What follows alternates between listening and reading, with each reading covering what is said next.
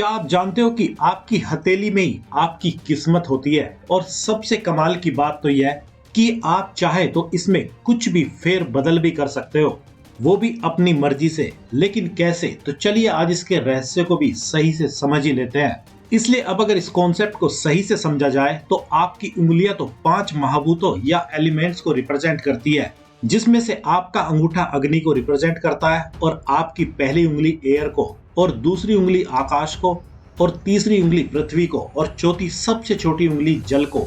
और ऐसे ही ये उंगलियां शरीर के अंदर पाए जाने वाले अलग अलग चक्रों को भी रिप्रेजेंट करती है, जो आकर आपकी हथेली पर ही मिलते हैं। लेकिन अगर हथेली की बात की जाए तो आपकी हथेली का संबंध थर्ड आई या तीसरी आंख से होता है, और साथ ही इसका संबंध आपके माइंड से भी होता है। तभी तो आप जैसे ही कोई भी मुद्रा किन्हीं भी उंगलियों को यूज करके बनाते हो, तो उसके अकॉर्डिंग ही आपके माइंड के विचार और इमोशंस आदि ब्रेन के प्रभावित होने लगते हैं, और उसके अकॉर्डिंग ही आपकी बॉडी भी रेस्पॉन्ड करने लगती है। और तीसरी आंख की अगर बात करें तो यह अजना चक्र या आज्ञा चक्र से संबंधित होती है, जिसकी सबसे बड़ी खासियत यही होती है कि इसी के पास वह पावर होती है कि कोई चाहे तो इसकी मदद से कोई से भी विचारों को एक्सेप्ट और रिजेक्ट कर सकता है, और साथ ही चाहे तो किसी भी विचार या इच्छा को मैनिफेस्ट कर सकता है। क्योंकि आपके माइंड का और आपकी तीसरी आंख का संबंध बहुत ही ज्यादा गहरा होता है, और ये एक दूसरे को पूरी तरह से प्रभावित भी करते हैं।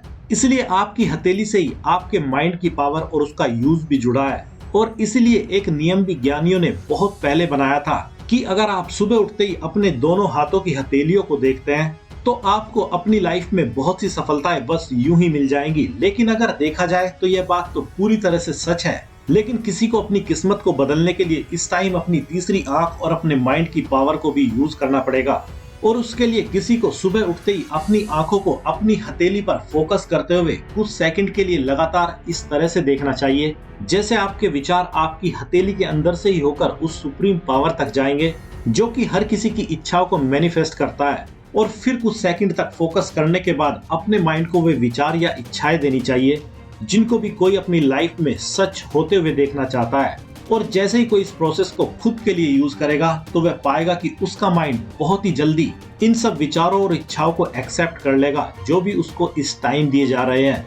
क्योंकि आप इस टाइम अपनी तीसरी आंख की पावर की मदद से ही अपने माइंड को ऑर्डर दे रहे होते हो और अपनी किस्मत को अपनी ही मर्जी से बदल रहे होते हो। इसलिए अब अगर इन सब बातों को समराइज किया जाए तो अब आप समझ ही गए होंगे कि कैसे आपकी हथेली में ही आपकी किस्मत होती है, और कैसे आप उसमें फेरबदल भी कर सकते हो। क्योंकि इसमें फेरबदल करने के लिए बस आपको अपनी हथेली को ही गौर से देखते हुए खुद को वही विचार देने होते हैं जिनको भी आप अपनी लाइफ में सच होते देखना चाहते हो। तो अब आपको क्या करना है, आप काफी समझदार हैं।